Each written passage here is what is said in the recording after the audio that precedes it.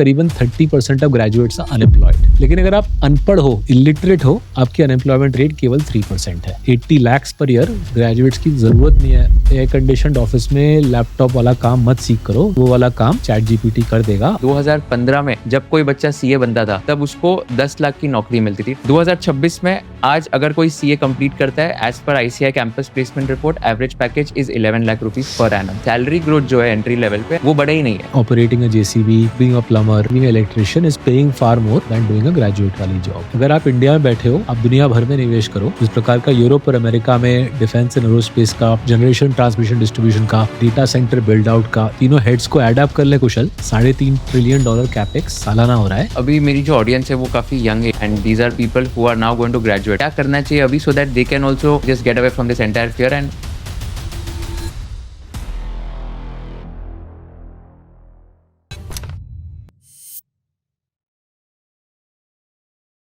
India is currently the fastest growing large economy in the world. And if you want to take real benefit of this growth story, investing in Indian businesses and companies is non-negotiable. Whether you're already investing in markets or just starting your investing journey, Grow is one of the platforms to do it. Grow's interface is very clean and intuitive. Here you can trade stocks, mutual funds, ETFs, IPOs, bonds, even commodities, all from one app. Portfolio tracking is also very structured. You can see performance, understand sector allocation, and get a complete breakdown of your investments in just a few tabs. And because of this simplicity and trust, Grow has become India's largest stockbroker today. Check out the Grow app today for more details and stay tuned for this entire episode of Conversation with Kushal.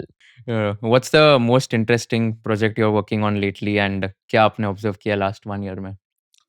तो देखिए, अभी कोशिश तो रहेगी कि आगे काफ़ी काम करें समझने के लिए एआई का इम्पैक्ट क्या रहेगा इंडिया के ऊपर। एंड गिवन दैट हमारा अभी जो किताब आया है ब्रेक पॉइंट, वो इंडियन मिडिल क्लास के ऊपर है।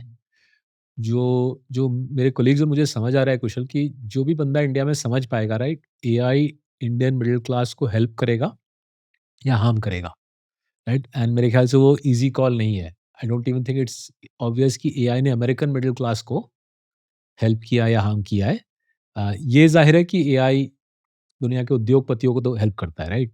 इलॉन मस्क को हेल्प किया है, कोई दो राय नहीं है इसके बारे में। अल्फाबेट के मालिक सर्जी ब्रिन को हेल्प किया है, कोई दो राय नहीं है। साधारण अमेरिकन को एआई ने हेल्प किया या हिंडर किया है, वो अमेरिका में बहुत बात विवाद चल रहा है इस मुद्दे पे। आई थिंक ये मुद्दा इंडिया में और दिलचस्प रहेगा, because America is still 20 times richer than us. In a poor country, like ours, we're still one of the 40 poorest nations in the world on per capita income. हमारे देश पे AI का क्या असर रहेगा? ब्रेक पॉइंट लिखते-लिखते मुझे realise हुआ ये बहुत बड़ा मुद्दा रहेगा। तो इस पे कुछ काम करेंगे आने वाले वर्षों में। तब तक आज जैसे ब्रेक पॉइंट पे डिस्कस करेंगे कि मिडल क्लास का इंडिया में क्राइसिस क्यों हो रहा है और आगे जाते हुए क्या करना चाहिए मिडल क्लास को। बट जब तक ये क्लियर नहीं हो जाता कि आगे ये क्राइसिस सुलझेगा कैसे, मिडल क्लास का क्राइसिस सुलझेगा कैसे, तब तक जो हमारी सलाह रही है लास्ट 3-4 साल, कि अगर आप इंडिया में बैठे हो, आप दुनिया भर में निवेश करो। जिस प्रकार का दुनिया में आज कैपेक्स चल रहा है, जिस प्रकार का यूरोप एंड अमेरिका में, डेलिबरेटली मैं चाइना को एक्सक्लूड कर रहा हूँ इसमें, जिस प्रकार का यूरोप और अमेरिका में डिफेंस एंड एरोस्पेस का, power transmission, generation transmission distribution का, डेटा सेंटर बिल्ड आउट का, इन तीनों, अगर हम तीनों हेड्स को एड अप कर लें कुशल, करीबन $3.5 ट्रिलियन कैपेक्स सालाना हो रहा है। इस लेवल का कैपेक्स इतिहास में कभी हुआ नहीं है, राइट। सेकेंड वर्ल्ड वॉर के दौरान भी इस लेवल का कैपेक्स नहीं हुआ था। तो जब तक समझ नहीं आता कि इंडिया में ये मिडिल क्लास वाली क्राइसिस सुलझेगी कैसे, तब तक मेरा लोगों को सलाह है कि आप ग्लोबली डाइवर्सिफाई करें एंड फ़ायदा उठाएँ कि इतना बड़ा कैपेक्स इस पैमाने पे हो रहा है, जहाँ पे for example Airbus, right, Airbus उनके प्लेन्स हम सब चढ़ चुके हैं। एयरबस का 15 साल का ऑर्डर बुक भरा हुआ है, 15 साल का। अभी से लेके 2041 तक वो हर रोज़ अगर चौबीसों घंटे एयरबस प्लेन बनाए, फिर भी उसके लिए 2041 में काम बाकी रह जाएगा, राइट। जहाँ पे 150 साल पुरानी कंपनी जैसे सीमेंस फ्रैंकफर्ट में लिस्टेड है, उसके पास टरबाइन्स का ऑर्डर है अगले 10 साल के लिए, राइट। तो मैंने अपने ज़िंदगी में इस प्रकार का कभी कैपेक्स देखा नहीं है। And as we try to figure out ये दुनिया में ये ऐसा क्यों हो रहा है कि विदेश में, वेस्ट में इतना भयंकर कैपेक्स, और इंडिया में भारत सरकार के कैपेक्स के अलावा प्रमोटर्स की इतनी बड़ी रिलक्टेंस कैपेक्स करने के लिए, तो ये क्यों हो रहा है दुनिया में? जब तक we figure it out, it's my suggestion to people is diversify. But आपने पूछा इंटरेस्टिंग प्रोजेक्ट क्या है? I think for those watching, for us, सबसे बड़ा प्रोजेक्ट रहेगा अगले 2-3 साल में फिगर आउट करना कि एआई मिडिल क्लास के लिए अ कर्स है या वरदान है। So let's spend some time on that. And I was reading the book and very fascinating breakpoints जो हाँ जी, आपने लिखी है. Thank you And sir. this is very fascinating, the crisis of the middle class and the future of work. हाँ जी, तो सबसे पहले ऑडियंस को ये समझाते हैं, मुझे भी जानना है, when you say middle class, who exactly is middle class हाँ in जी। India and इसका कोई definition है क्या? हाँ जी, सो जो किताब में हमने समझाया ना, I think we are the first people to do it. Middle class की डेफिनेशन तो दर्जनों लोगों ने डाल रखी है, राइट? तो एक कॉटेज इंडस्ट्री है कुशल, जहाँ पे बहुत दिग्गज लोगों ने मिडिल क्लास को डिफाइन किया है। यूजुअली साधारणतः साधारणतः लोग मिडिल क्लास को डिफाइन करते हैं कि 5 लाख से 30 लाख के बीच में कमाने वाले, ठीक है? बिकॉज़ क्यों 5 लाख से 20 लाख करते हैं, 5 लाख से 30 लाख करते हैं? क्योंकि वो लोग बीच में आते हैं डिस्ट्रीब्यूशन के, इनकम डिस्ट्रीब्यूशन के। बट हमने थोड़ा और सोचा और बात-विवाद किया, रिसर्च किया, एंड वी सेड यार मिडिल क्लास के डेफिनिशन के 2 अहम पहलू हैं। एक तो ऑब्वियसली मिडल में आना है, बट दूसरा मैंने बोला कि middle class should account for the majority of the income earned in the country. Just middle में आना अलोन इनफ नहीं है, उसके साथ-साथ देश का आधा कमाई इस क्लास से आनी चाहिए, नहीं तो क्यों इतना टाइम वेस्ट वेस्ट करके why right a book on on the middle class अगर वो देश का 30% ही कमाई उनके पास है, राइट? नाउ बिकॉज़ हमारे देश में करीबन 3 लाख फैमिली है जो बेशुमार दौलत कमाते हैं, right? In some cases billions of dollars कमाते हैं। If you want the middle class to account for at least half the income, you have to stretch the middle class all the way to 1 CR. हमारा definition of middle class बैठा, सालाना 5 लाख से 1 करोड़ तक कमाना है, तब तब जाके बात बनती है। ये वाली जो आबादी है, ये इंडिया का मेजॉरिटी इनकम कमाती है। 70% income tax, right? 70% income tax Bharatvarsh का, ये 5 लाख से 1 करोड़ के बीच में कमाने वाले लोगों में आती है, एंड करीबन 40% जीएसटी भी ये वाली स्ट्राटा भरती है, राइट? जैसे-जैसे इस मुद्दे में और हम डीपर गए, हमने रियलाइज़ किया कि एम्प्लॉयमेंट के संदर्भ में भी ये जो श्रेणी है 5 लाख से 1 करोड़ वाली, एम्प्लॉयमेंट के कॉन्टेक्स्ट में भी ये बहुत अहम है। क्यों है? क्योंकि अगर आप बॉटम लेफ्ट पे देखिए, ये जो बॉटम लेफ्ट पे जो पैनल है उसमें देखें, करीबन 1 बिलियन पीपल हमारे देश में वोटिंग एज के हैं। उसमें से आधे एग्रीकल्चर में, तो उनका उनका एग्जिस्टेंस दूसरा है, टैक्स फ्री काम करते हैं एग्रीकल्चर में। जो 500 मिलियन लोग नॉन एग्री में हैं, जो 500 मिलियन लोग नॉन एग्री में हैं, उसमें से केवल as we discussed 40 million middle class में आते हैं, 5 लाख से 1 करोड़ कमाने वाले। बट दोज़ 40 मिलियन पीपल, वो 4 करोड़ लोग जो मिडल क्लास में आते हैं, each of us creates 5 jobs, right? तो जैसे मैं जो कॉफ़ी पी रहा हूँ, आपके कलीग ने बना के दिया, उसकी जॉब कुशल लोढ़ा की बदौलत है। जिस गाड़ी में मैं आया हूँ, उस ड्राइवर जी की जॉब सौरभ मुखर्जी की बदौलत है, राइट? मेरे घर में जो लेडी कुक कर रही है, उनकी जॉब मेरी बदौलत है, आपके घर में जो कुक कर रही है, सेम फॉर यू, राइट? तो Kushal Lodha creates at least 5 jobs directly and indirectly, so does Saurabh, and so do 40 million people who earn between 5 lakh to 1 crore. That means ये 40 मिलियन लोग और 200 मिलियन की कमाई के लिए ज़िम्मेदार हैं, राइट? तो 200 मिलियन मिडल क्लास के ऊपर निर्भर, right? And 40 million directly middle class. अगर आप वो बॉटम लेफ्ट का पैनल देखिए, इतनी बेसिकली इंडिया में प्रॉपर जॉब्स हैं। तो जो 40 मिलियन मिडल क्लास है, वो बहुत पावरफुल है।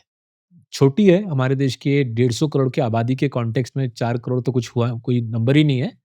छोटी है, लेकिन इनकम टैक्स भी मोटा-मोटी यही भरती है, जीएसटी का भी 40% यही भरती है, और the bulk of the employment in our country comes from this tiny class of people. तो बहुत इन्फ्लुएंशियल है, इसीलिए मुझे लगा कि इनके ऊपर इनकी जो दुनिया में इनकी जो जिंदगी में दिक्कतें हैं, उनको समझते हैं, उनके रूट कॉज पे जाते हैं, एंड ये समझने का प्रयास करते हैं कि इस क्लास को क्या हो रहा है और भविष्य क्या है इस क्लास का। तो इसमें आप बोल रहे हो कि जो इंसान अगर 90 लाख या 1 करोड़ भी कमा रहा है, तो साल का, वो भी मिडल क्लास में ही हाँ जी, आएगा? बिकॉज बहुत दिलचस्प बात छेड़ी आपने। अगर आप इंडिया का इनकम टैक्स डेटा देखो, आपको तीन तीन क्लियर डिविजन दिखते हैं, एक ट्राइफरकेशन दिखता है, राइट? ट्राइफरकेशन कैसा दिखता है? 5 लाख के नीचे जो फाइल कर रहे हैं कुशल, उनकी कमाई बढ़ रही है। फाइलिंग्स, सरकार के फाइलिंग्स के मुताबिक, this is not my team saying it, this is not Marcellus saying it. Bharat सरकार के इनकम का टैक्स का फाइलिंग्स के मुताबिक जो 5 लाख के नीचे कमा रहे हैं, राइट? उनकी कमाई सालाना 7-8% बढ़ रही है। ये बिल्कुल हो सकता है कि कुछ कमाई इनकी आ रही है सरकार के गिव अवे स्कीम्स की वजह से। सरकार डायरेक्ट बेनिफिट ट्रांसफ़र कर रही है, जैसे हम जानते हैं। अलग-अलग स्टेट्स में अलग-अलग गिव अवे स्कीम्स हैं, जहाँ पे सरकार पैसे बाँट रही है। बट ये क्लियर दिखता है भारत सरकार के इनकम टैक्स डेटा में कि जिनकी कमाई 5 लाख से नीचे है, उनकी कमाई मोटा-मोटी अच्छी ग्रो कर रहे हैं। In fact we got a slide on that. ये राइट हैंड पैनल में देखिए, हुँ। जो लो इनकम कोहोर्ट है, right hand panel low income cohort का कमाई भाग रहा है, blue line. Right, blue line solid भाग रहा है, राइट? जो जो सुपर रिच है वो ग्रे लाइन है। तो सुपर रिच मतलब 1 करोड़ से ज़्यादा कमाने वाले, राइट? उनकी लाइन भी ठीक-ठाक सा भाग रही है, 7-8% नहीं, बट एटलीस्ट 3-4% से सुपर रिच की भी कमाई ऊपर जा रही है। जो बीच वाली कैटेगरी है, 5 लाख से 1 करोड़ तक, वो रेड लाइन है। उसकी कमाई 10 साल पहले करीबन 10.2 लैक्स थी और आज 10.7 लैक्स है। मतलब एक हुँ। आईफ़ोन, मैं सबसे सस्ता आईफ़ोन यूज़ करता हूँ, मेरे ख़्याल से हिंदुस्तान का सबसे सस्ता आईफ़ोन सौरभ मुखर्जी का है, आईफ़ोन एसई है मेरा, तो वो ₹40,000 का आता है। तो एक मिडल क्लास की सालाना एनुअल कमाई over 10 years has gone up by from 10.23 lakhs to 10.6 lakhs. वो बंदा मेरा आईफ़ोन एसई खरीदने के लायक बना है। तो स्थिति ऐसी बनी है। तो क्या वजह है इसके पीछे? In a way is the big deep dive of the book. क्यों हुआ ऐसा?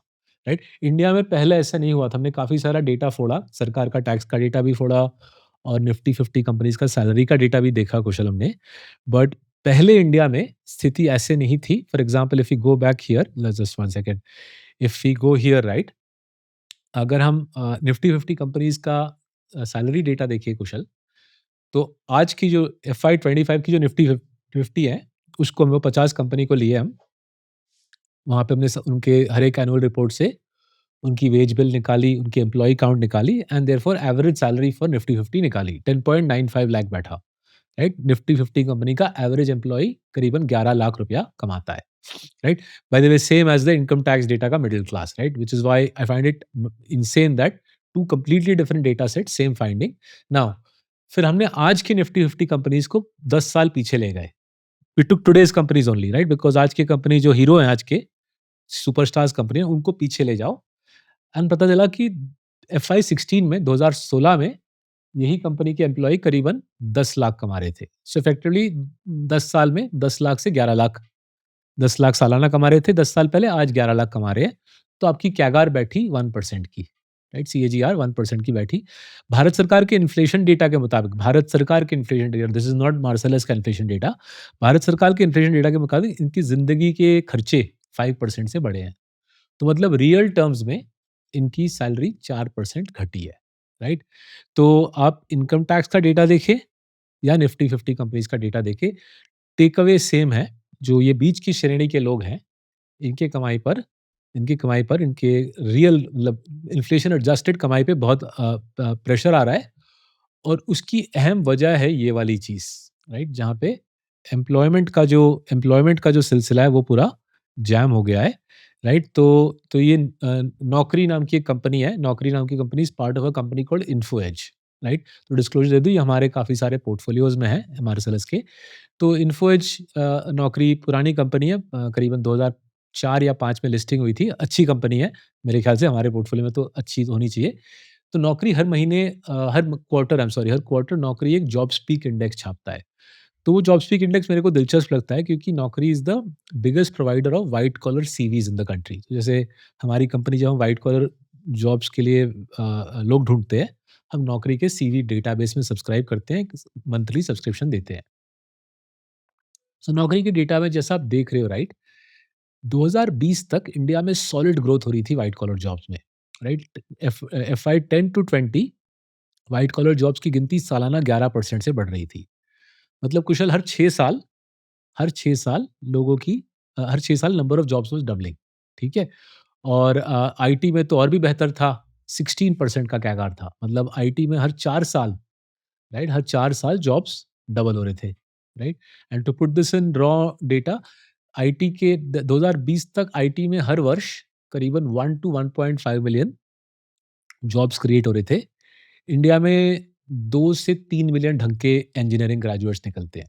तो आधों को, half of them, I would say the better half, I think the better half of engineering graduates were getting rapidly employed by the IT sector all the way to 2020. But last 3 साल में ये story पूरी बिखर गई है। Last 3 साल में अगर आप देखो, जॉब्स की कैगार इंडिया में बारली 1 और 2% आ रहा है, राइट? लास्ट 3 साल में, राइट? एफआई 20 टू 25 3% का कैगार है। अगर हम लास्ट 23, 24, 25 ले, बारली 1 और 2% का कैगार है, और आपको क्लियरली दिख रहा है आईटी की स्टोरी पूरी जॉब क्रिएशन के क्षेत्र में ठप हो गई है।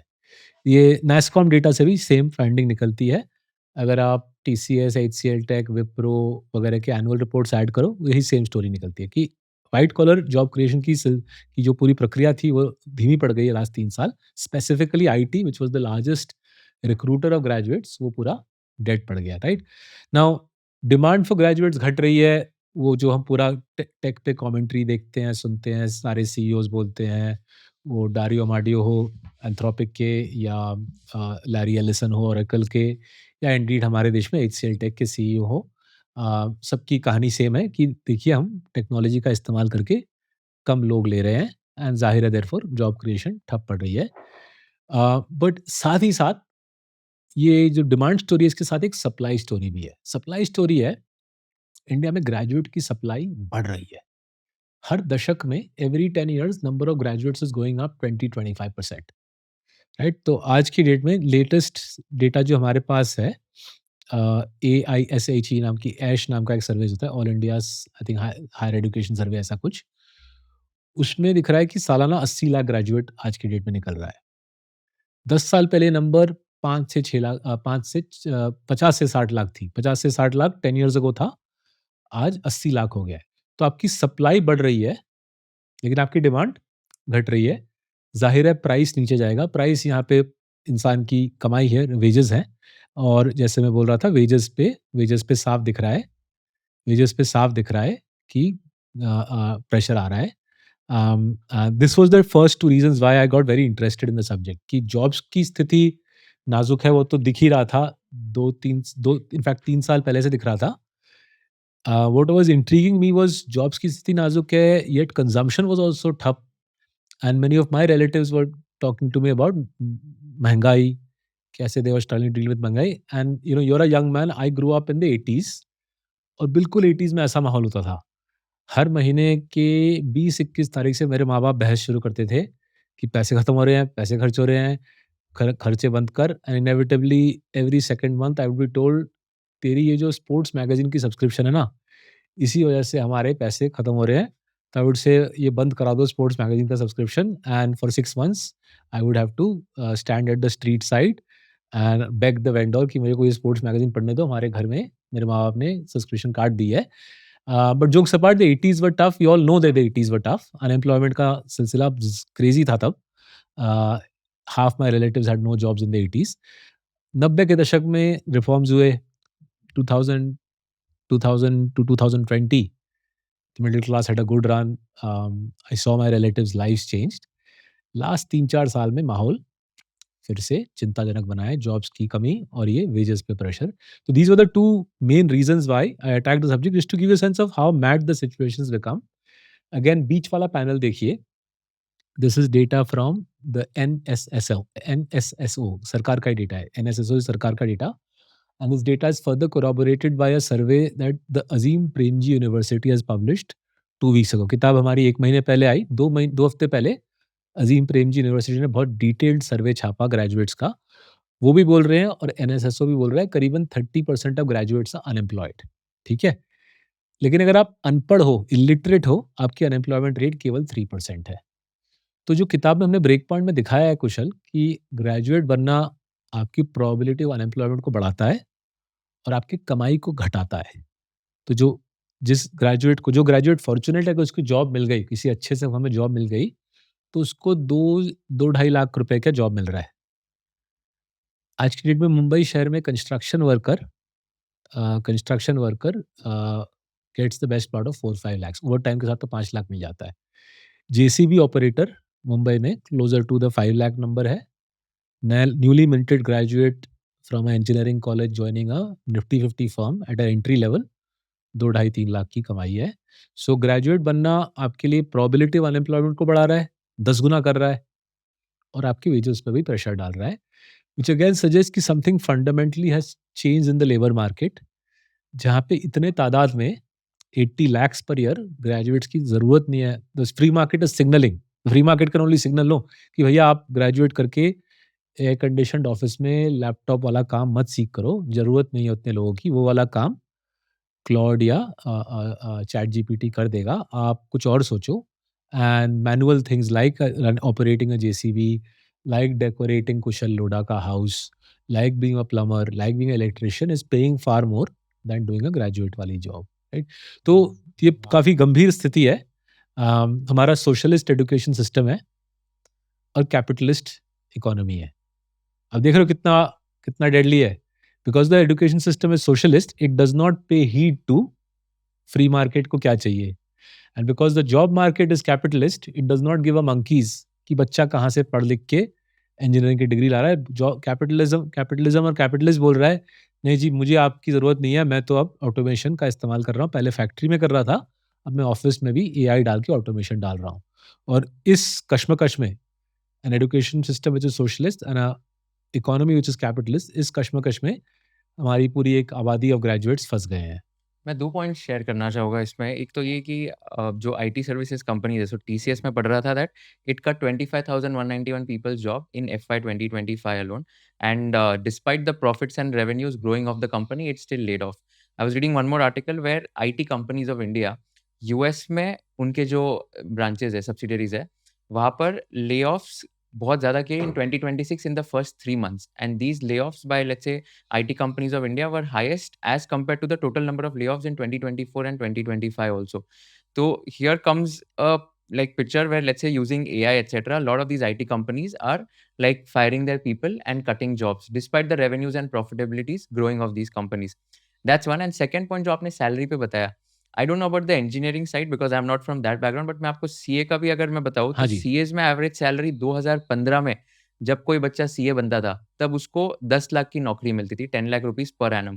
10 2026 लाख में रुपीज़ कोई भी 10 सीए लाख बनता रुपीज़ है पर annum, अच्छा हाँ, ठीक है। 10 लाख रुपीज़ पर एनम हाँ, उसका एवरेज मतलब पैकेज पूरा होता था, सीए कंप्लीट करने के करने के बाद? बाद, करेक्ट। अच्छा, 2026 में आज अगर कोई सीए कंप्लीट करता है, as per ICI campus placement report average package is 11 lakh rupees per annum. 10 साल में ऑन एन एवरेज लोगों का जो पूरा सैलरी ग्रोथ हुआ है, वो 10 से 11 लाख हुआ है, 1 lakh same, and like it's बिल्कुल, very similar to what same what हाँ। You are saying. तो basically I mean this again proves the point that CA case में भी and even engineering for that matter salary growth जो है entry level पे I think वो बढ़ा ही नहीं है। हुँ, और इसके साथ-साथ अब let's add one more dimension, खर्चे ज़िंदगी के स हाँ, सीपीआई बोल रही है 5 से बढ़ रही है, but CPI till 2 months ago had 50% of it was food, right? I doubt CA के केस में या टिपिकल निफ्टी 50 कंपनी के एम्प्लॉयी के केस में आधा आधा खर्चा खाने पे जा रहा है। तो अगर हम मोर रियलिस्टिक कंजम्पशन बास्केट देखें, राइट? मेडिकल के खर्चे, पढ़ाई बच्चों की पढ़ाई-लिखाई के खर्चे, टू व्हीलर खरीदने का खर्चा, राइट? स्मार्टफ़ोन लेने का खर्चा, हमारा जो अनुमान है we built a basket of what the middle class buys. Middle class की कॉस्ट ऑफ लिविंग सालाना 9-10% से बढ़ रही है। तो अगर आपकी सैलरी बढ़ रही है 1, 2, 3% से और खर्चे ज़िंदगी के बढ़ रहे हैं 9-10%, every year 5-6% you are falling behind. So that means over a 10-year period, just the typical CA over a 10-year period is poorer to the tune of 25 to 35%. Now, because we don't see that so clearly because that CA 10 years ago has got promoted, but on a like for like basis, we are losing steam on wages. And I think जैसे आज हम discuss करें, आज मैं सुबह पढ़ रहा था नोएडा में फैक्ट्री वर्कर्स चिल्ला शोर कर रहे हैं। उनके केस में भी पता चल रहा है कि सेम हुआ है। सो फैक्ट्री वर्कर्स वहाँ पे तो सैलरीज इससे भी कम है। Factory workers what they are saying in reputed companies in Noida, listed auto companies in Noida, सालाना कमाई फैक्ट्री वर्कर की 1.5 लाख है। एंड दे सेइंग 5 साल पहले भी 1.5 लाख था। एंड गुड़गाँव मानेसर में भी आज ऐसा चिल्ला शोर-शराबा चल रहा है, अखबार में आया कि सूरत में भी चल रहा है।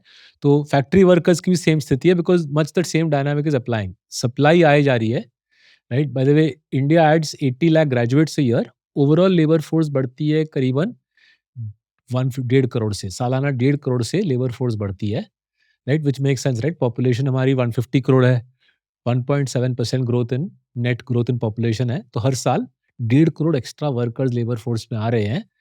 ग्रेजुएट्स में तो कुछ खास एम्प्लॉयमेंट हो नहीं पा रही है as we discussing, even non graduates में भी स्थिति संगीन है और उससे क्या हो रहा है, it's a double hit, not only are people not getting jobs, the people who already have jobs उनकी सैलरी भी दब रही है। तो आई थिंक ये मुद्दा ऑब्वियसली मैं इसको इन्वेस्टर के हैसियत से अप्रोच कर रहा हूँ। मैं इसको एक इकोनॉमिस्ट और इन्वेस्टर की हैसियत से अप्रोच कर रहा हूँ। मुझे समझना है कि हो क्या रहा है कंट्री में rather than blindly believing the stories that I read in, say, the newspaper. But for everybody else who's watching, there's obviously a social dimension as well. कि कैसे आगे बढ़ेगा ये मामला, गिवन दैट जॉब्स की कमी एंड जिनके पास जॉब है उनकी सैलरी पे भी प्रेशर। राइट, मैं और एक डायमेंशन डालता हूँ जो यूनिक टू इंडिया है। अब मैं कुछ बोलने वाला हूँ जो कंप्लीटली यूनिक टू इंडिया, ये जो एफएनओ में जो मार्ककाट होती है, राइट? सालाना सालाना 1.1 लाख करोड़, 1.2 लाख करोड़ सेबी के तहत, सेबी के डेटा के मुताबिक सालाना 1.1 1.2 लाख करोड़ रिटेल इन्वेस्टर खो बैठता है। एंड अगर आई नो बॉटम राइट का चार्ट थोड़ा छोटा सा है, बट उसमें the red part of the bottom right slide, the red part is retail trader individuals, right? So आज से 10 साल पहले F N O trading volumes का केवल 22% इंडिविजुअल से आता था, वही नंबर आज 36% हो गया है, right? And year after year SEBI keep saying कि retail investor loses 1.2 lakh crore a year, 1.1 lakh crore a ईयर। बाय द वे, भारत सरकार का एजुकेशन बजट ही उतना है। जितना भारत सरकार का एजुकेशन बजट है, रिटेल इन्वेस्टर उतना खो बैठता है। और ये जो लॉस है रिटेल इन्वेस्टर का, ये आधा विदेश चला जाता है। जहाँ पे न्यूयॉर्क में, शिकागो में smart firms using algos and PhDs in maths and physics create clever algos which result in Bablu in Bulandshahr losing money while doing F&O on his smartphone. तो ये बड़ा वेल्थ ट्रांसफर है। सालाना $11 billion का wealth transfer है। आधा wealth transfer विदेश जा रहा है, हेज फंड्स इन अमेरिका। आधा वेल्थ ट्रांसफर बॉम्बे के अल्ट्रा हाई नेटवर्थ फैमिलीज की प्रॉप शॉप्स में आ रहा है, जहाँ पे वो भी एल्गो मार रहे हैं, वो भी ब्राइट बच्चों को लगा के एल्गो मार के बबलू फ्रॉम बुलंदशहर का जेब खाली कर रहे हैं, और करीबन 1 बिलियन हमारे ब्रोकरेजेस और एक्सचेंज खरीद लेते हैं। तो ये यूनिक टू इंडिया है, बिकॉज इस पैमाने पे year after year I haven't seen any other country go through this. And I laud the FM for jacking up STT in the recent union budget. I think 1st February 2026 में FM ने सही कदम लिया। काफ़ी लोगों ने उनकी आलोचना की, स्टेप की आलोचना की, but I think the आलोचना isn't merited. I think FM did the right thing in trying to jack up STT and try to put sand in the wheels of this crazy wealth transfer machine. तो आप बोल रहे हो India के middle class भी F&O काफी करते हैं एंड बहुत पैसा। हाँ जी, तो सेबी के डेटा के मुताबिक टिपिकल जो बंदा कर रहा है FNO, person doing FNO as per SEBI is a बंदा in small towns earning between the age of 30 to 40 and earning anywhere between 2 to 5 lakhs a year, Oh my God. Right? तो 30 से 40 वर्षीय इंसान छोटे शहरों में 2 से 5 लाख की कमाई। एंड किताबों मैंने ब्रेक पॉइंट में मैंने काफ़ी सारे स्टोरीज दिए, real life stories of low middle class people जिन्होंने अपने माँ बाप के सारे सेविंग उड़ा दिए हैं एफएनओ करने के लिए, और ये एक ढांचा बन गया, एक पूरा इकोसिस्टम बन गया है, जहाँ पे उनको बताया जाता है आप ऑनलाइन कोर्स कर लो और फिर एक आप डीमैट अकाउंट खोल लो एंड आप शुरू हो जाओ। And you can understand that these fellows are, they probably have few early wins and they get really confident, they get overconfident and they end up taking in their parents' entire savings and blowing it away on F&O. तो ये बहुत दिलचस्प है, and it's even more intriguing Kushal की same country जहाँ पे अक्टूबर 2025 में real money gaming ban हुआ, अक्टूबर 2025 में रियल मनी गेमिंग बैन हो गया इंडिया में, राइट? तो रियल मनी गेमिंग बैंड है, but for reasons I don't fully understand FNO में कोई मार्केट एफिशिएंसी इंप्रूव नहीं होती। If you have 9 million people, which is broadly the number of retail traders, if you have 9 million people buying the bank nifty or trading in the bank nifty, that doesn't make the bank nifty more efficient, right? तो वो सोच गलत है। So if online rummy and poker is banned, why trading the bank nifty through FNO to this scale is a good use of our country's money? मुझे थोड़ा समझ नहीं आता, बट ये पिक्यूलियर टू इंडिया है and this exacerbates the situation because as it is jobs पे stress है, कमाई पे, वेजेस पे स्ट्रेस है, जो बचे-कुचे पैसे हैं वो भी हम ट्रांसफ़र कर दे रहे हैं। और ये ऐसे लोग हैं जो बेसिकली कुछ और कर रहे हैं and then FNO is like a side hobby, side activity for them. हाँ जी, तो मैं उदाहरण देता हूँ, किताब में मैंने साइट किया, मैं बॉम्बे में टैक्सी में था 2 साल पहले, सबअर्ब्स में बांद्रा में किसी क्लाइंट मीटिंग में जा रहा था। मैंने उबर ली थी। तो बंदा गाड़ी चलाते-चलाते उसके लैपटॉप था उसके पैसेंजर सीट पे, तो वो देखता रहता था रेड लाइट पे। तो पूछा, "क्या कर रहे हो?" ही सेज़, "ये टैक्सी चला के थोड़ी ना पैसे बनेंगे मेरे ज़्यादा, मैं ट्रेडिंग करता हूँ, उसी में पैसे बनेंगे मेरे।" So he was doing FNO while he's driving a cab, and just imagine the other end of the trade, he's maybe going long the bank nifty. The other end of the trade is a hedge fund in New York, employing a PhD from Stanford or Harvard, or a prop shop in South Bombay, some billionaire's prop shop in South Bombay, employing bright बच्चास from IIT, and वहाँ पे वो taxi driver Bandra में laptop में अपना laptop और sir पीट रहा है, trying to make money in the same market. It's mad. It's mad, and that's what happens when you have pressure on cost of living. I can understand the taxi driver's point of view कि मुझे कमाना है, ज़िंदगी में आगे बढ़ना है, taxi driver का उतना कमाई हो नहीं पाता है, मैं कैसे बढ़ूँ, ये एफ-एन-ओ कर लेता हूँ, उससे शायद पैसे कमा लूँ।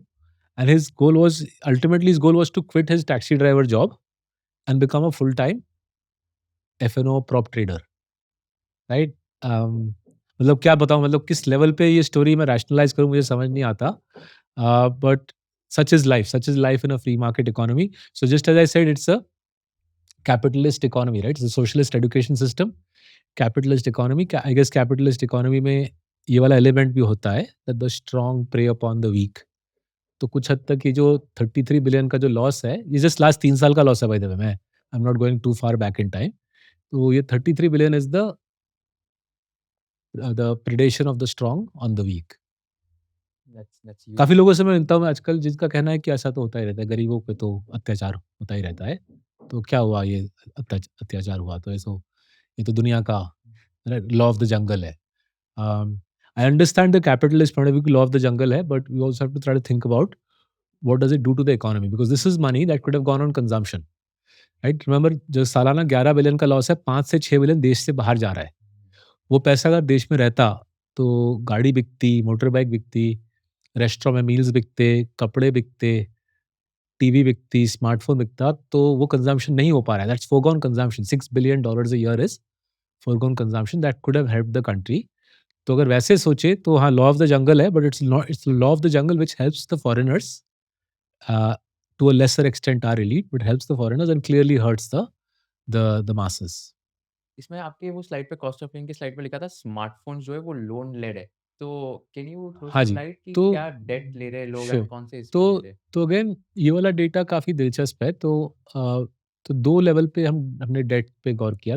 तो पहला हमने डेट पे गौर किया कि if you leave aside home loans, we left aside home loans because home loans मुझे अच्छा लगता है।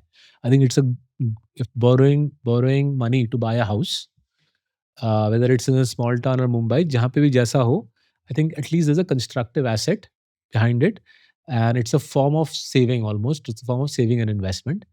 तो अगर हम होम लोन्स को एक्सक्लूड कर दें, Kushal, then non housing debt पे देखें, non housing debt as a percentage of GDP, India भी वर्ल्ड चैंपियन बन गया है। वो जो लाल डैश्ड रेड लाइन है, दैट्स इंडिया। तो till Covid, till 2020, Kushal, we were in line with other countries.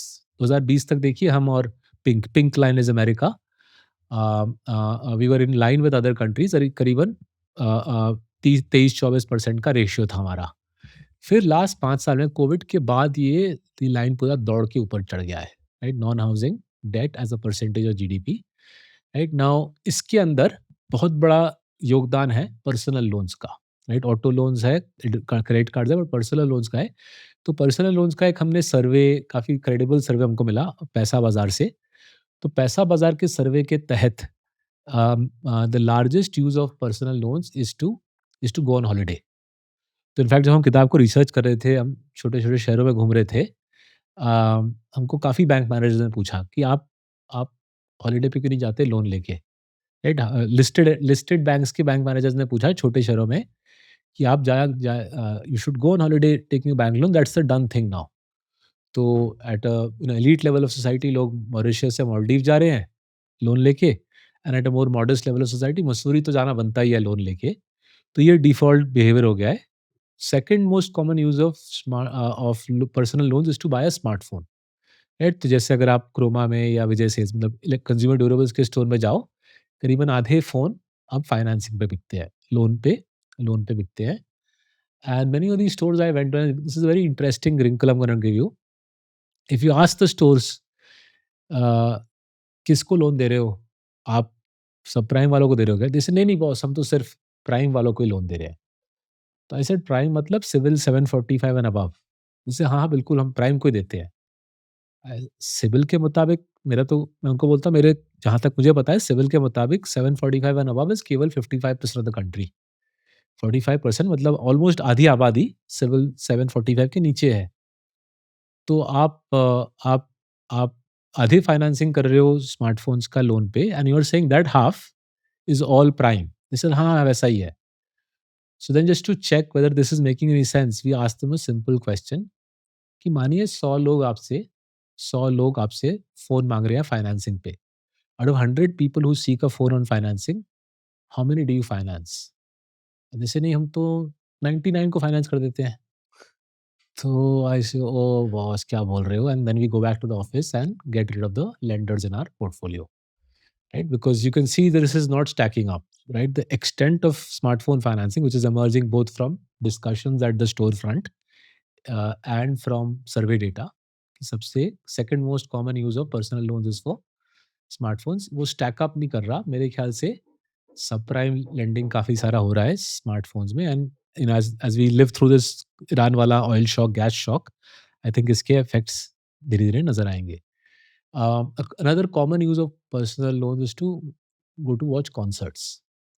तो ये बड़े-बड़े अभी मशहूर विदेशी बैंड आते हैं, कोल्ड प्ले आया ना अभी मुंबई में, पूरी बॉम्बे की आबादी पहुँच गई। लोलापालूज़ा हुआ साउथ बॉम्बे में, वहाँ पे भी सारे बॉम्बे के हीरो-हीरोइन पहुँच गए। तो जिनके पास पैसे हैं या इन माय किड्स केस जिनके माँ-बाप के पास पैसे हैं, तो उनका जो जाना आई गेस लॉजिकल है। Much as I feel very uneasy about paying 5000, 10,000, 15,000 for these concert tickets, I can't stop my बच्चाज़। बट जिनके पास नहीं है, वो कह रहे हैं यार कुशल लोढ़ा अगर जा रहा है, तो मैं क्यों ना जाऊँ? वो भी मेरी तरह ही दिखता है, मेरी ऐज का ही है, वो शायद सक्सेसफुल पॉडकास्टर होगा, मैं लोन लेके जा सकता हूँ। तो मैं भी कुशल की बराबरी करूँगा और लोन लेके जाऊँगा and I am not making this up, there is plenty of data online, taking loans to go to these expensive concerts is a common use. Now इसका नतीजा क्या है? नतीजे को मैं 3 बुलेट्स में तोड़ता हूँ। जिन लोगों के पास लोन है, आरबीआई का डेटा सजेस्ट कर रहा है, जिन लोगों के पास लोन है, उनकी 40% कमाई जाती है इन paying EMIs, right? Which means very little is left, right? जिन्होंने लोन लिया है, 40% कमाई जाती है पेइंग ईएमआईज़। नाउ किसके पास लोन है? Again data suggest that 70% households ने पर्सनल लोन ले रखा है below 30 years of age. Out of the 70% of households who've taken a loan, आधे 30 से भी कम उम्र के हैं। सोचिए 30 तो 30 तक तो मैं बारली मेरे को अकल थी दुनिया के बारे में क्या कर रहा हूँ। I was a stupid stupid boy I guess. But half out of the 70% of people who are inducted in a country, half are below 30 years of age, right? Um, more than half of Indian households have at least two loans live. Right? More than half of Indian households have at least two loans live. Right? And हमने काफ़ी सारा maths किया। हमारे ख्याल से हमने काफ़ी सारा डेटा किया, हमने एक सर्वे भी अलग से किया। खुद के पैसे से हमने 1 साल पहले डन एंड ब्रैडस्ट्रीट को कमीशन किया। हमारे रिसर्च के मुताबिक 5 से 10% हाउसहोल्ड्स इंडिया में ऐसे हैं, जो अपना लोन कभी 5 से 10% ऑफ बोरोवर्स ऐसे हैं, जो अपना लोन कभी चुका नहीं पाएँगे। इतने सारे कर्ज़े लिए हैं, वो अपने लोन कभी चुका नहीं पाएँगे। हमने एक किताब में रियल लाइफ़ स्टोरीज़ दी हैं, stories which were unfortunate to see, where affluent Indians, right, people earning 50, 60 lakhs have drowned in debt and have made a mess of their lives.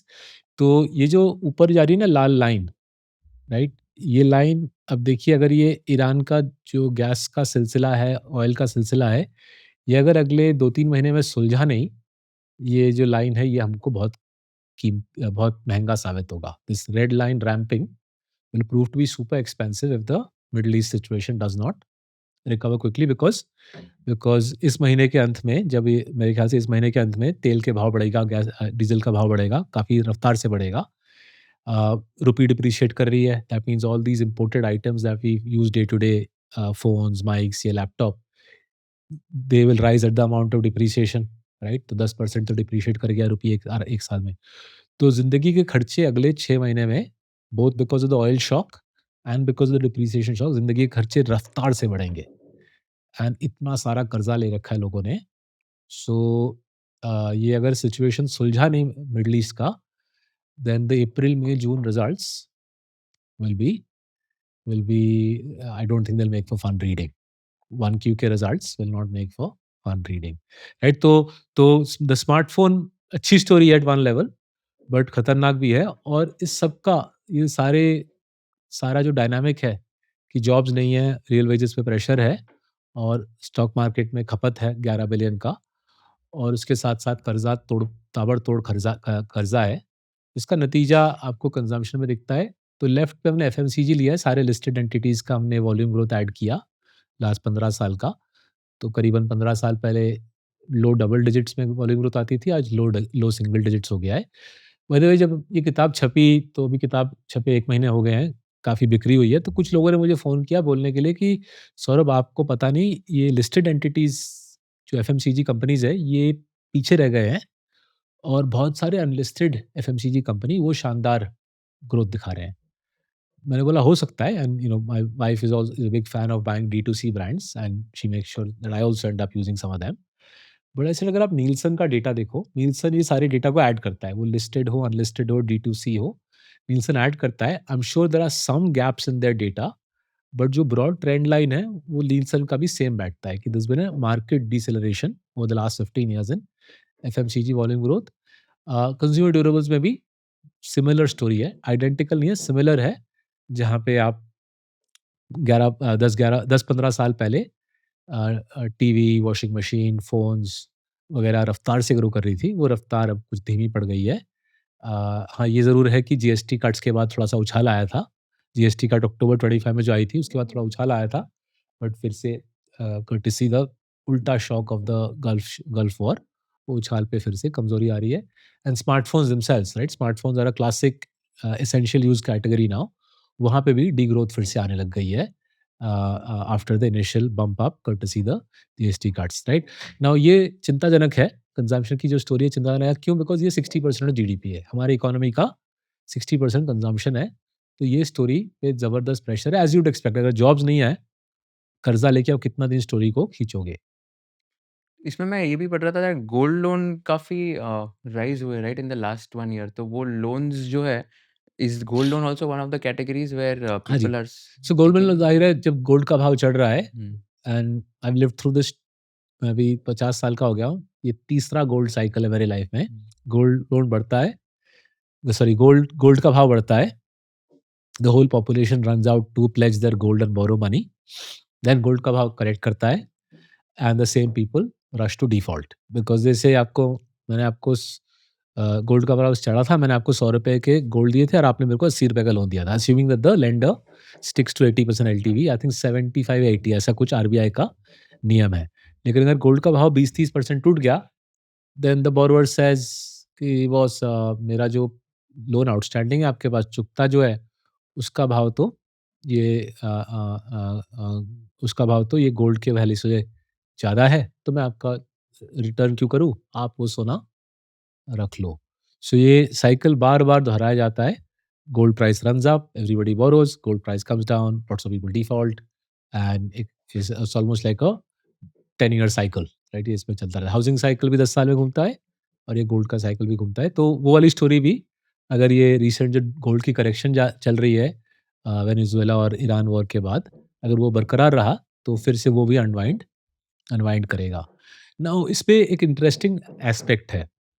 अगर अगर हमारी थीसिस है कि ये आईटी का जो जॉब्स का स्क्वीज़ हो रहा है, that's because western companies are saying, fortune 500 companies are saying कि आप लोगों से हम इतना काम हम कराना नहीं चाहते, because AI will do more work.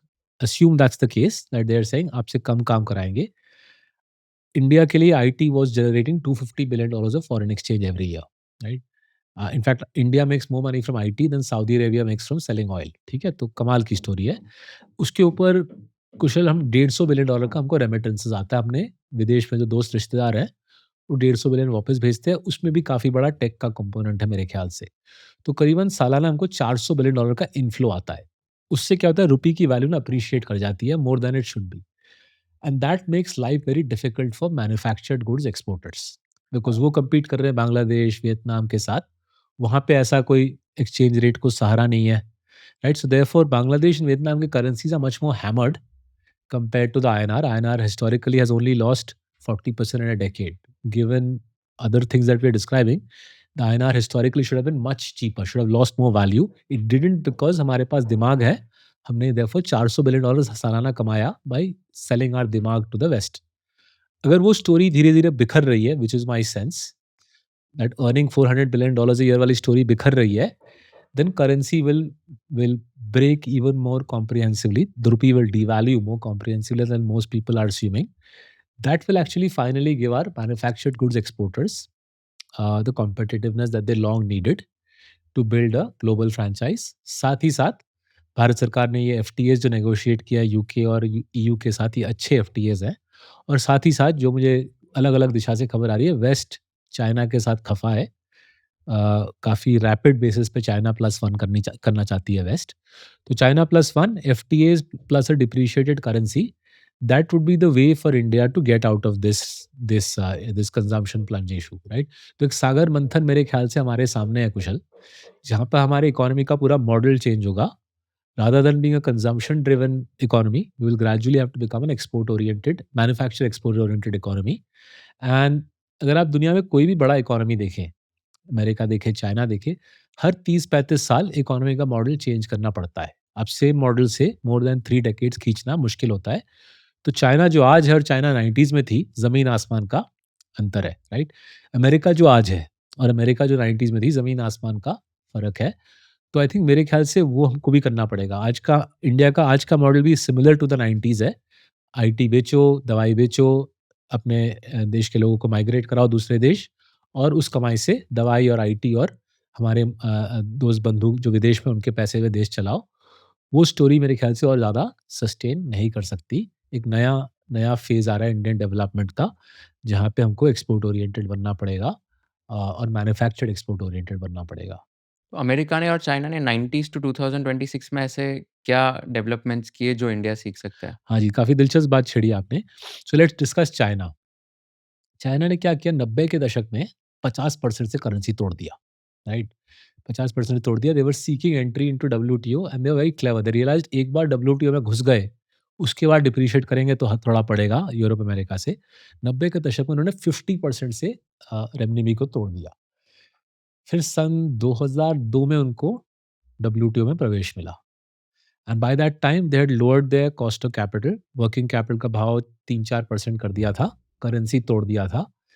Labour की कॉस्ट वैसे ही टूटी हुई थी, because minimum wages actually are very low in China in spite of them being communist, actually उनके मिनिमम वेजेस काफ़ी लो हैं। So depreciated currency, low cost of capital and low wages, they were in super competitive in the WTO. WTO मतलब tariffs हट गए। China could sell tariff free into Europe and America from 2002 या 2003, शायद 2003 होगा। सो 2003 से 2016 उनका growth in dollar exports to Europe and America was 20 to 25% dollar growth, right? Mind blowing, right? 13-14 साल 20-25% से ग्रोथ भगाए डॉलर में, पूरा फोड़ दिया, मतलब 10x इन 10 इयर्स रफली कर दिया, या ओवर 13-14 इयर्स 15-20x अपनी मैन्युफैक्चरिंग इकोनॉमी को पूरी एक्सप्लोड करा दी, राइट? सो तैयारी पूरी उन्होंने 90s के दशक में की। उनके लोग टू बी फेयर पढ़े लिखे थे, इवन 80s में देंग शाओपिंग ने इंश्योर किया था, इवन 80s में एजुकेशन पे फोकस था, पढ़े लिखे थे। हेल्थ केयर के क्षेत्र में सरकार ने 80s पे खर्चा किया, 90s में खर्चा किया, तो पढ़े लिखे थे, हेल्दी थे, शिक्षित थे, और करेंसी फिर तोड़ा गया, कॉस्ट ऑफ कैपिटल घटाई। कैसे कॉस्ट ऑफ कैपिटल घटाया? सरकार ने बोला, मजबूरन सारे चाइनीज़ लोगों को बोला, तुम्हारे सेविंग्स हम हड़पेंगे। कुछ पोस्टल सेविंग्स जैसी कोई स्कीम बनाई, उनकी सेविंग्स लेके सस्ते में फिर लोन बाँटा टू मैन्युफैक्चरर्स, राइट? आप किसी प्रोविंस में चाइना में, मानो चोंगकिंग में, आपने बोला कि मैं गिटार का एक्सपोर्ट करूँगा। तो उन्होंने पूरा बिज़नेस प्लान सुना और बोला, चल ठीक है, तू शुरू हो जा।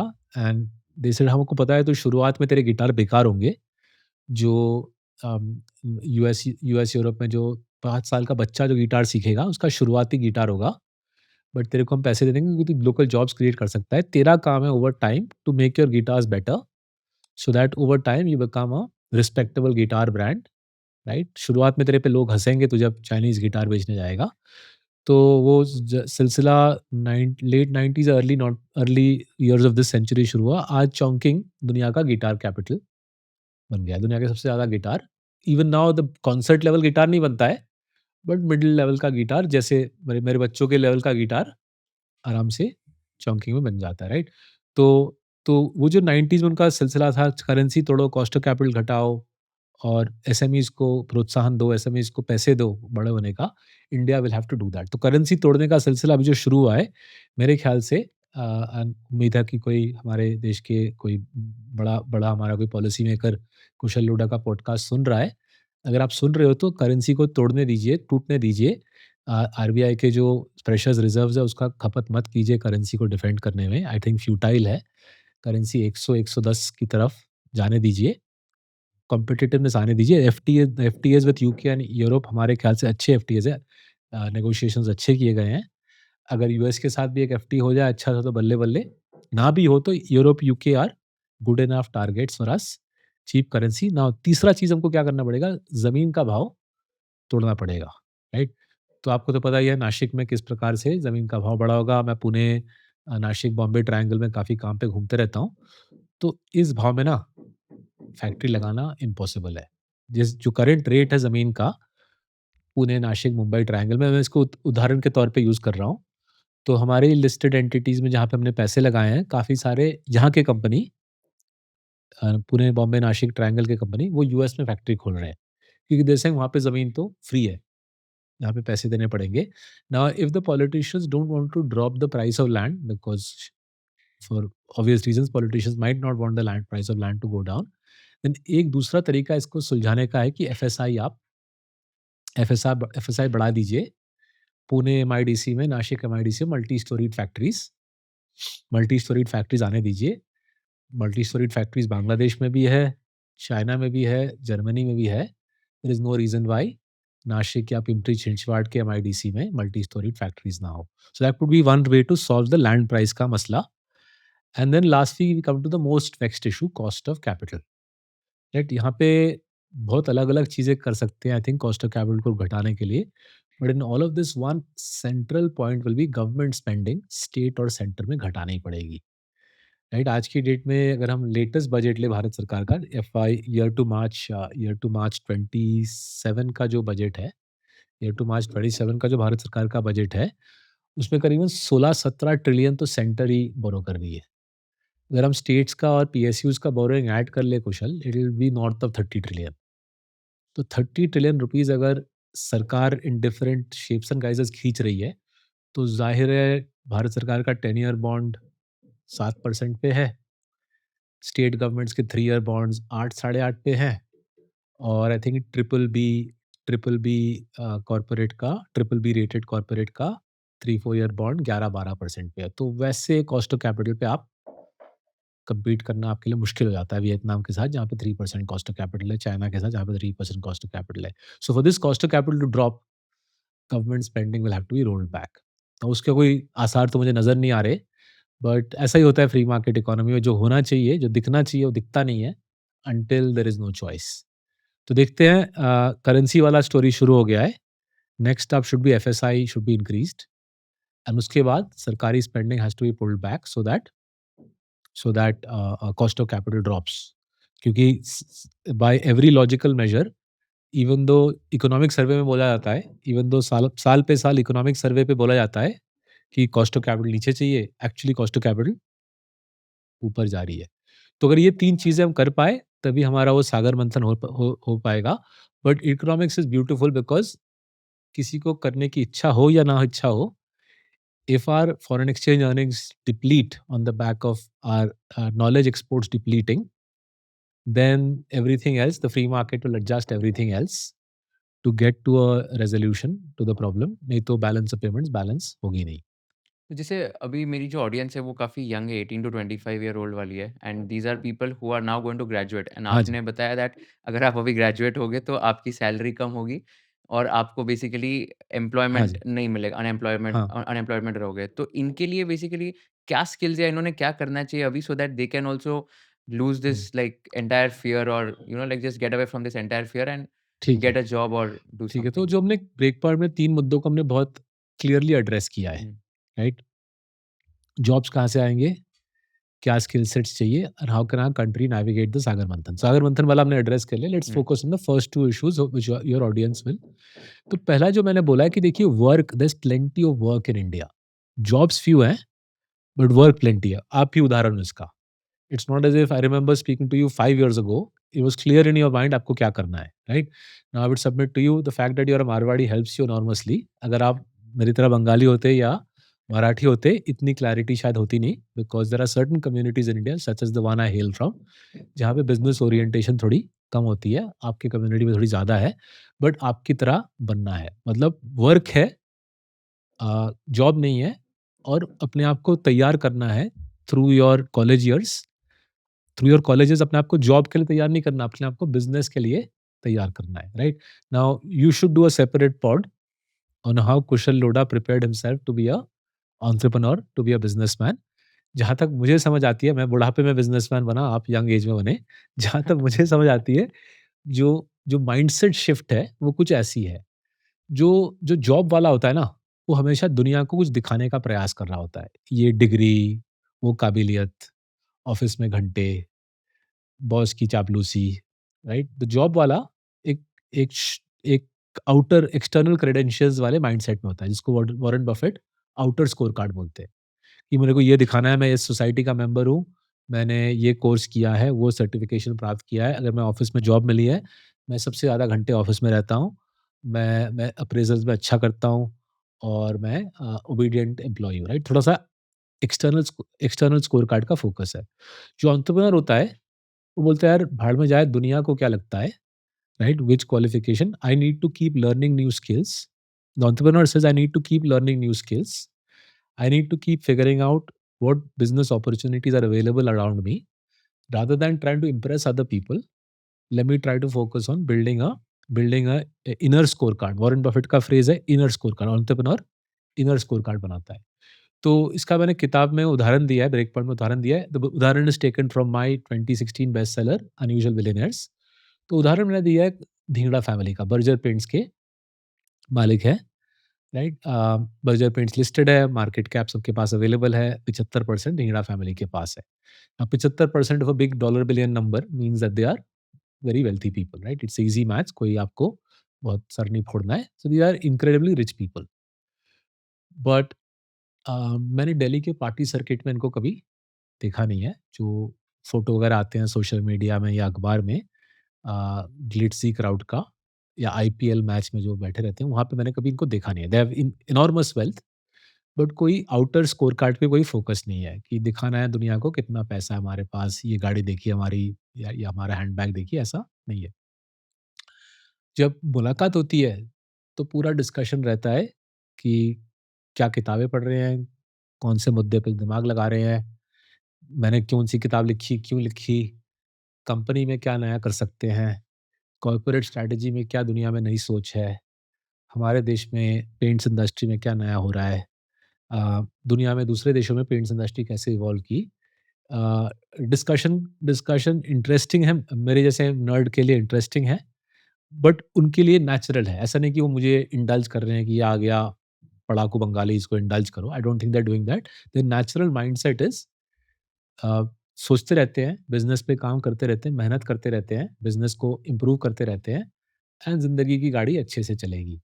सो सो हमारे देश में ऐसे लोग हैं जो एक्सटर्नल स्कोर कार्ड को डिसरिगार्ड करके इंटरनल स्कोर कार्ड पे फोकस करते हैं। आपके जो दर्शक हैं, अगर वो करना शुरू करें, तो आई थिंक उनके लिए यूज़फुल होगा। तो पहला माइंडसेट है कि मैं इंटरनल स्कोर कार्ड पे फोकस रहूँगा, rather than external scorecard. कोई दिखावे की यहाँ पे ज़रूरत नहीं है, because remember, even if you get some super prestigious degree from some super prestigious place, anyway jobs की स्कार्सिटी इतनी भयंकर है, the prestigious degree is not gonna get you very far. वो ज़माना चला गया प्रेस्टीज एजुकेशन का ज़माना चला गया, वो इर्रेलेवेंट हो गया because jobs are so few and far between.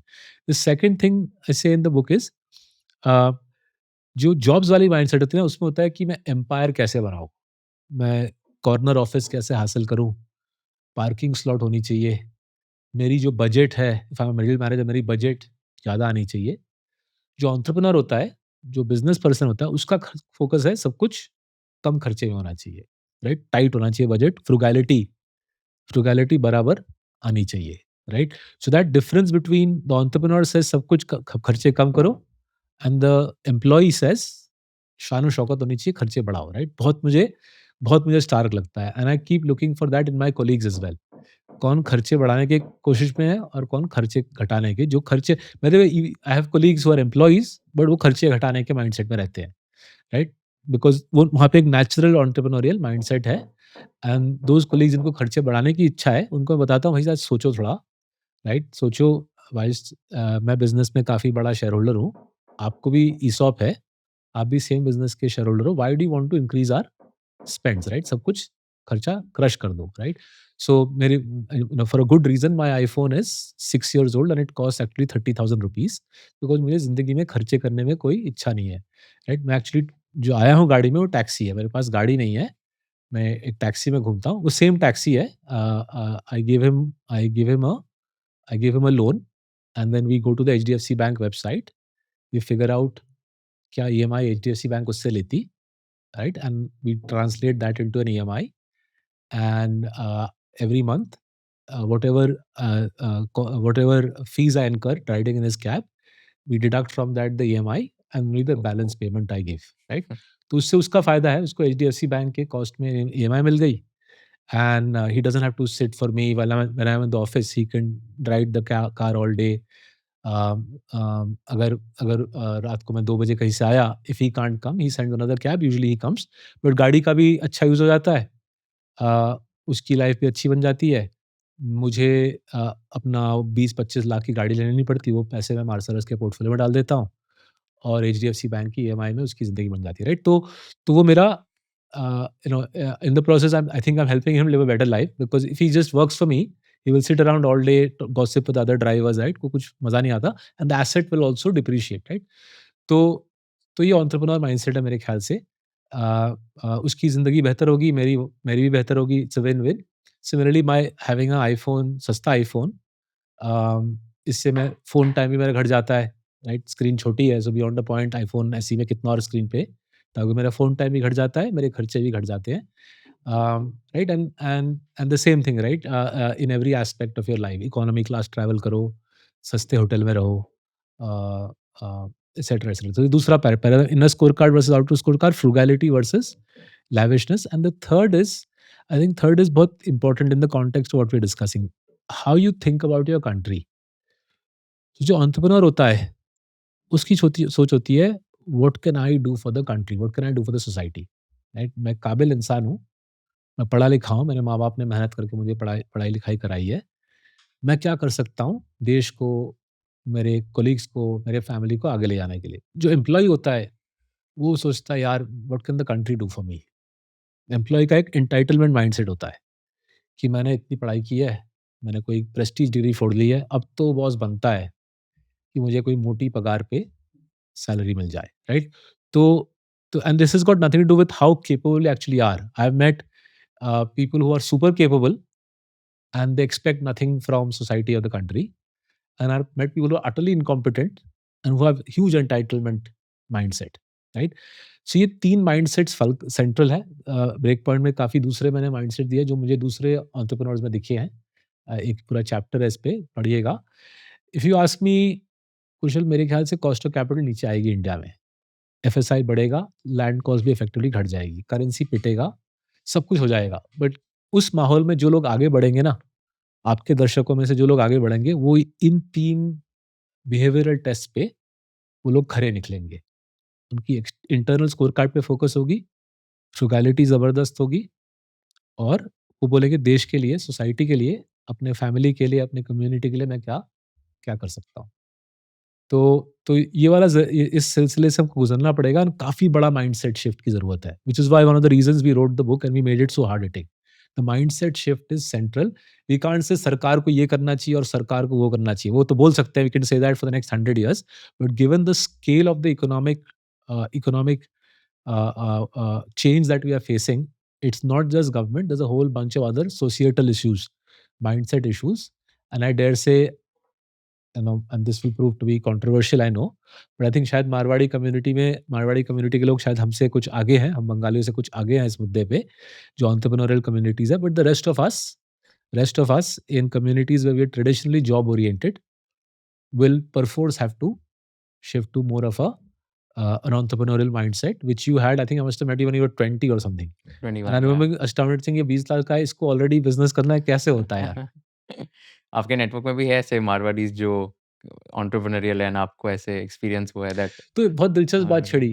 Marwari 10 years ago ना, most Marwadis I used to meet were like you, entrepreneurial. Hmm, But increasingly क्या हो रहा है, ये जॉब, एलीट एजुकेशन और जॉब्स का बुखार और मारवाड़ियों में भी आ रहा है, हम्म, राइट? तो मुझे बहुत दिलचस्प लगता है कि जहाँ पे, जिस देश में जॉब्स है नहीं और जहाँ पे एलीट एजुकेशन की कुछ वैल्यू दिखती नहीं है और बहुत लेवल्स पे नहीं दिखती. मैंने अपने प्रीवियस किताब बिहोल्ड द लेवियाथन में दिखाया था, एलीट एजुकेशन की वैल्यू डीवैल्यू हो रही है. But increasingly I see Marwari बच्चास हु नाउ हैंकर फॉर ये प्रेस्टीज एजुकेशन और फिर कोई प्रेस्टीज सी नौकरी. तो सेपरेट डिबेट आपको किसी सोशियोलॉजिस्ट को पॉडकास्ट में लाना चाहिए कि क्यों ऐसा है कि जो चीज़ काउंटर प्रोडक्टिव है उसी के पीछे लोग भागते हैं. Right that's a debate which I think will go on forever and ever but बहुत बहुत इंसाइटफुल था ये एंड बहुत ज़्यादा आज रियलिटी हिट हुई कि कैसे मिडिल क्लास क्राइसिस ये पूरा हो रहा है इंडिया में but last question again it's a tricky one so if you are in the shoes of Kushal and if you are interviewing mister Saurabh Mukherjee what is one question you would like to ask him towards the end I think you should ask me, जो ये दर्शक हैं, वो इस स्थिति से गुजरने के लिए बिहेवियरल इश्यूज़ तो आपने बोल दिए, प्रैक्टिकल क्या समाधान है? प्रैक्टिकल समाधान में मैं 2 चीज़ें हाइलाइट Yeah. करूँगा. So whilst writing this book, right, completely by accident I ended up meeting Anand Deshpande ji, who was the promoter of Persistent, right? He's the founder, promoter of Persistent. So he had been watching our podcasts and reading our blogs on the same issue. So he gave me an answer which initially तो बहुत counter intuitive लगा. तो initially he said, देखो हमारे देश में हम हमेशा फोकस करते हैं कि जॉब्स नहीं है तो जॉब्स जॉब्स के लिए लोगों को ट्रेनिंग दो. He says training people to do jobs is a completely futile exercise. तो मैंने बोला, तो क्या करना चाहिए आनंद जी? सो ही सेड, पहले मैं सोचता था train people to be entrepreneurs, train people to be entrepreneurs. Then he said after 2-3 years of doing that, so 2012 में उन्होंने ये नॉट फॉर प्रॉफिट शुरू किया, दियासरा. ही सेज 2016 में उनको समझ आया कि जिनको वो ट्रेन कर रहे हैं एंटरप्रेन्योर बनने के लिए, वो भी जाके जॉब सीख कर रहे हैं. आप समझ रहे हो? जिनको ट्रेन कर रहे हैं एंटरप्रेन्योर बनने के लिए, वो भी जाके जॉब सीख कर रहे हैं. An example of that is MBA, Exactly, business master school. Of business. वो लोग Yeah. एमबीए करके जॉब करते हैं, right? Which is messed up, which is one of the reasons I could never do an MBA. मैंने बहुत सोचा कि बस मैं एमबीए करूंगा, फिर मैं जॉब क्यों करूंगा, right? So anyway, he then changed, and the Asra, the not-for-profit that he's founded and is run by a lady called Pradnya Godbole.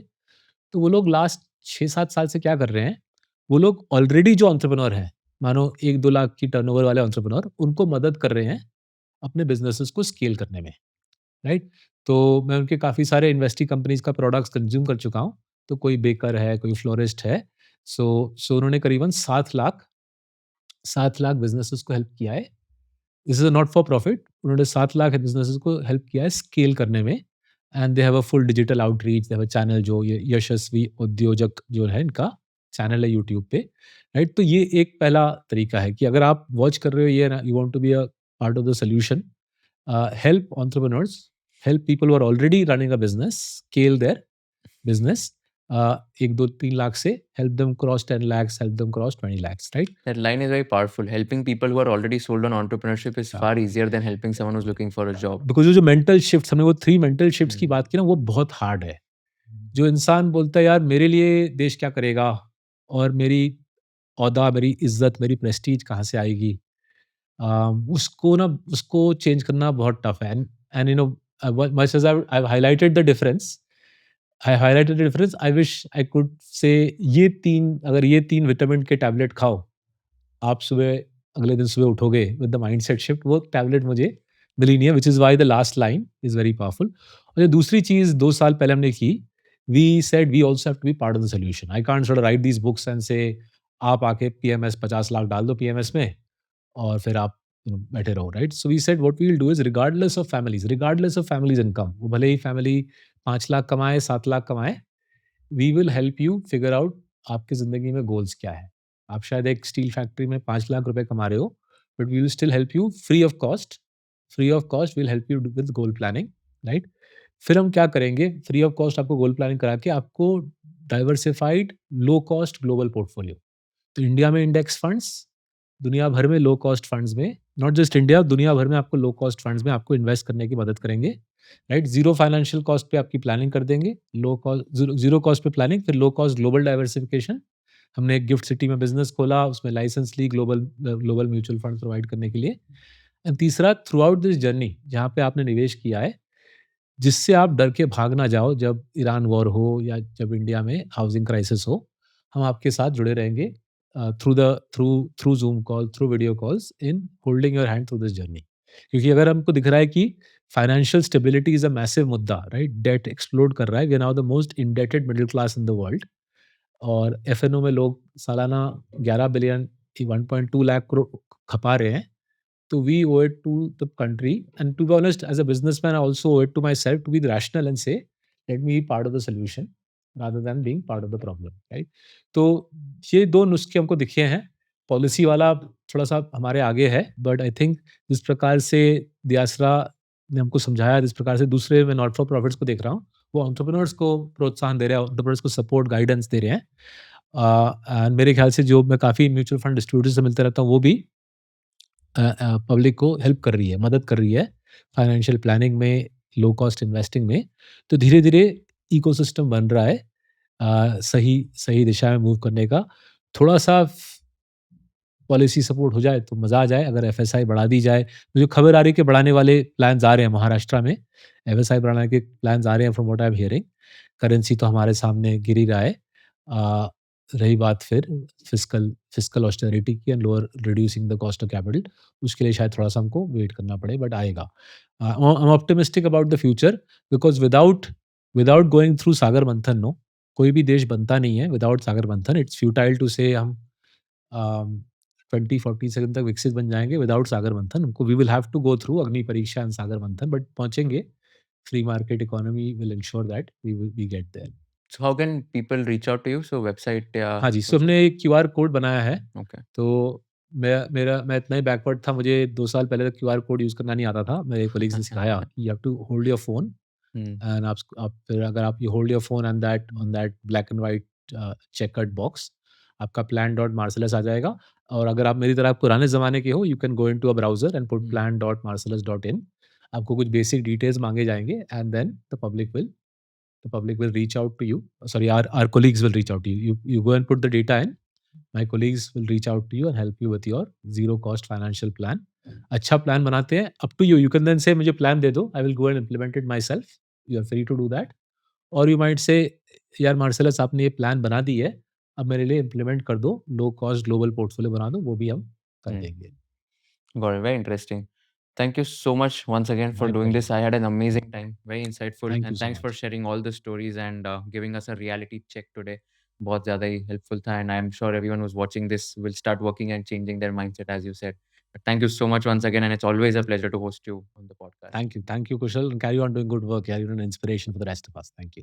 Thank you so much. Thank you so much for watching this video till the end. Before we end this video, I'd like to thank Grow for being our title sponsor. With support like this, we can deliver actionable finance content to our audience. So go ahead and download the Grow app today and tell us in the comment section which guest you want so that we can invite them. Also, ऐसे कौन से questions है जो मैंने पूछने चाहिए थे, कौन से questions है जो मैंने नहीं पूछने चाहिए थे, ऐसे कौन से parts है आपको लगता है trim करने चाहिए थे, हमें comment section में बता देना ताकि we can give you the most value additive content. Thank you so much once again for watching this entire podcast, and stay tuned for more amazing episodes of Conversation with Kushal. Investment in securities market are subject to market risks. Read all the related documents carefully before investing.